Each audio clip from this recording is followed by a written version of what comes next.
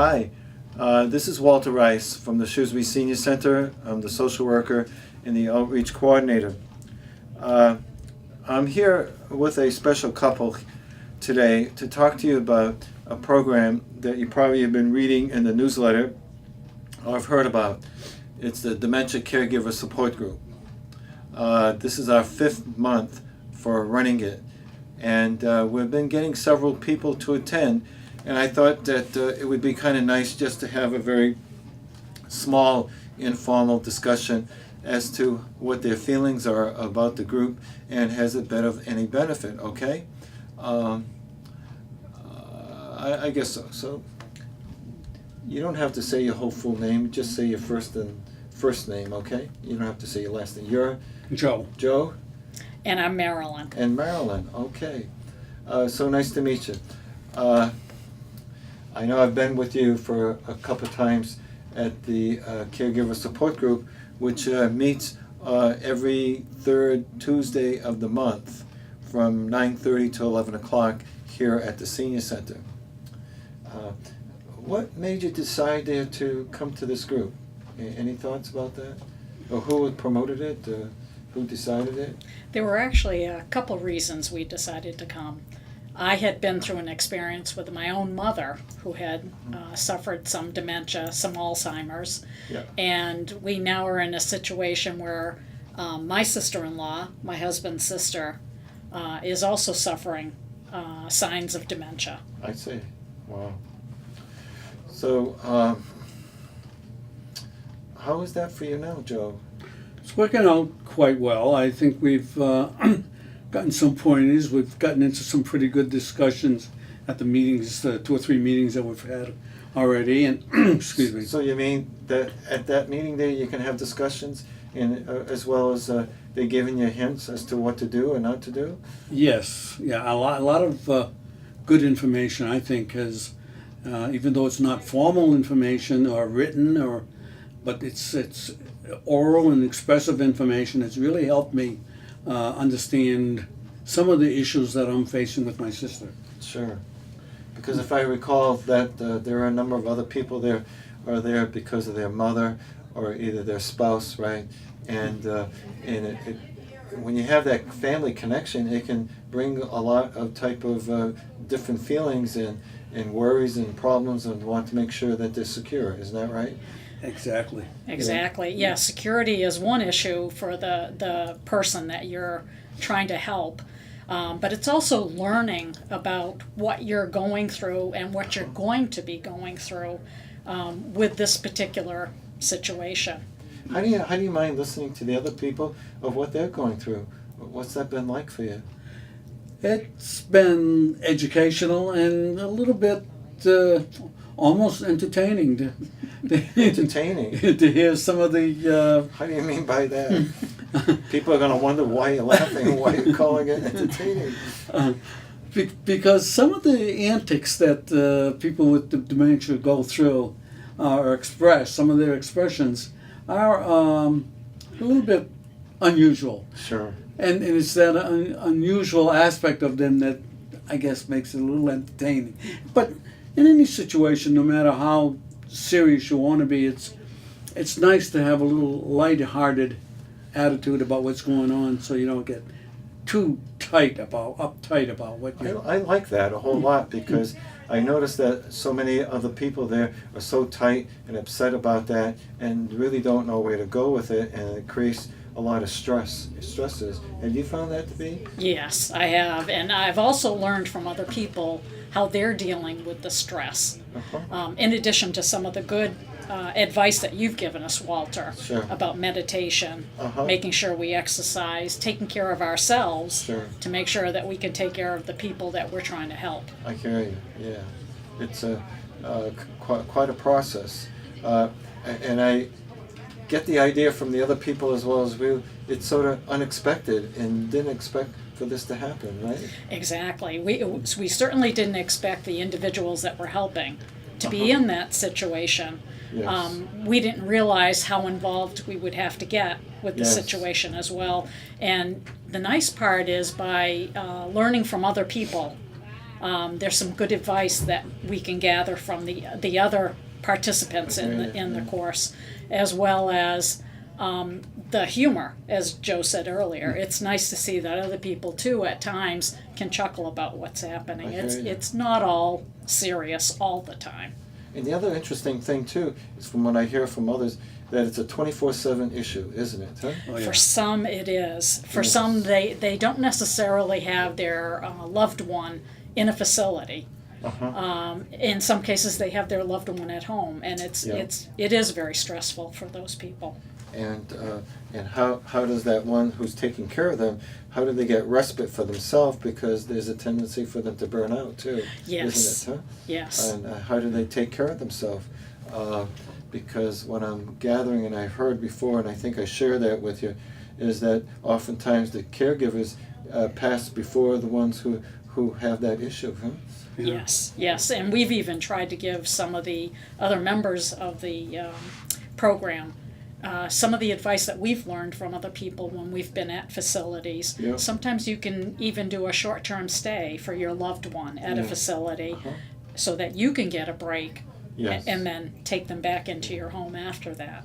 So one of the helpful things by attending this group is hearing what resources are out there in the community too, because oftentimes we may be resistant to it, or we're scared about it, whether we can trust it or not, and are they reliable or not. Is that so, Joe? Absolutely, absolutely.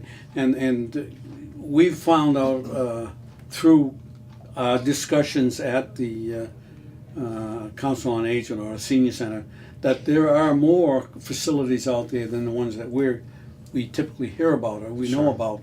And it's through this outreach that we learn of other facilities, and we gives us an opportunity to see if there are some facilities out there that might satisfy or help our situation more than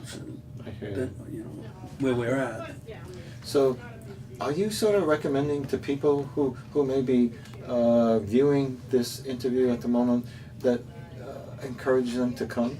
Why would you encourage them to come? I would encourage them to come because the exchange between the individuals has been very beneficial for us to learn more about dementia itself and about the resources that are out there, and not necessarily facilities even. Sometimes we've talked about other programs, like at the library there's a memory cafe. The memory cafe. That type of thing that's available. And other towns as well are developing programs that will help the individuals within those towns. Would you recommend this too?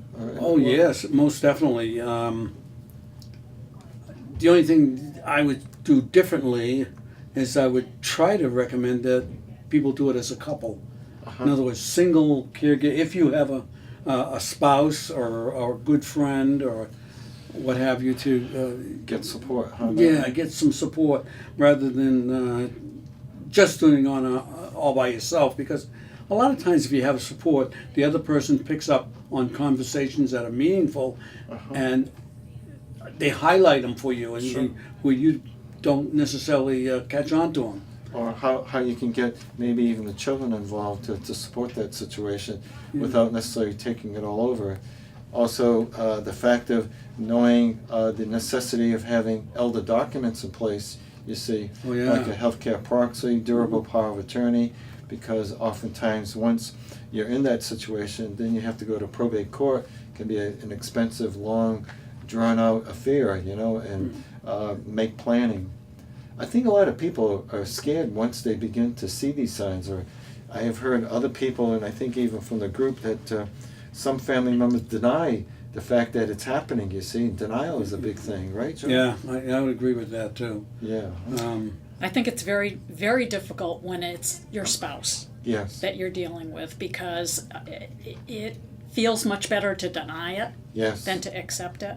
And it's hard to acknowledge that those changes are going to be coming, and that there's a large, as you said, workload that comes with that. It's not just the emotional aspects that you're dealing with, but also the financial and legal. You got that right. And I've heard some of the people, their partner or whoever it is that they're taking care of will repeat the same thing over and over, and they're wondering, and people who are having a hard time accepting this wants them to be back there. Why aren't you back there, you see? And they're Yeah. having a time of accepting where it's at and how to deal, and that he or she is still a person, but just has lost their ability to process the thinking as they did before, isn't it? Yes, Yeah. exactly. Exactly. Well, and a good example of that is Marilyn's mother was elderly Yeah. when she was diagnosed, whereas my sister is the one I'm concerned about. Yes. The person I'm concerned about is not not elderly from our standards. She's only in her early 70s. Yes. So it's a little more difficult to understand when they're that young. I hear you. That's when you really push the envelope of what you're saying. That effect is, get back over here. You belong Yeah. over here. No, you're Yeah. young enough to be back over here. Right. Whereas with an elderly, you can accept it a little more. I agree. The other piece too for you to remember is that we're not only dealing with the elder population, but we're dealing with people who've had some significant strokes, okay? Can Yeah. affect their memories, or some type of brain injury through an auto accident or sports injury, that these people are included into this support group as well too. So it's not just for 60 and over, but so that they can be helped and supported. Because there's a very significant and important group called the Alzheimer's Corporation, Association, and they have been helpful. And as you probably know too, that Shrewsbury is working on the whole focus of becoming a dementia-friendly town, you see.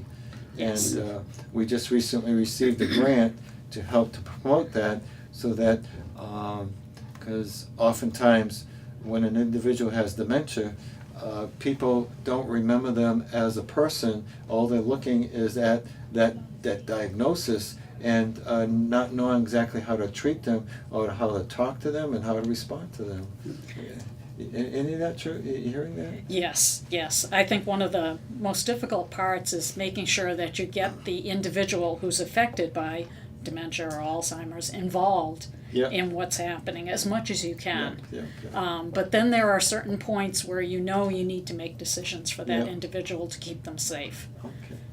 Anything else you'd like to say, Joe? Yeah, along with the Shrewsbury becoming a dementia-friendly town, the thing that stuck most with me at one of our last meetings, not with our group, but with the other Yes. presentation we had. Yes. In making Shrewsbury a dementia-friendly town, we're talking about including the police, Yes. so that the police become a more effective policing unit, rather than looking at people who are violent or people who are acting strange.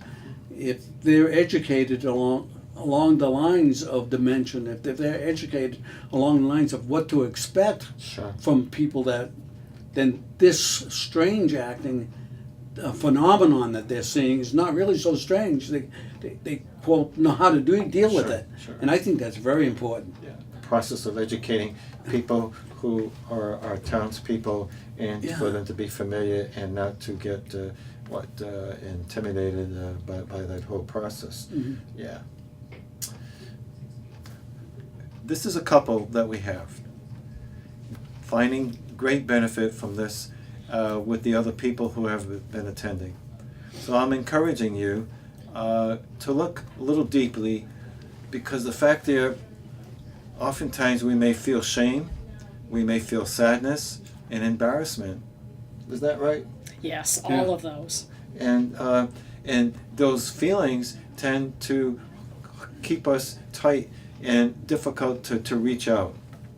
So what we're doing is attempting to reach out to you, to make this very soft and familiar, that if you come to the group, it's very private, it's confidential, and we just keep it within the group to be of support to you.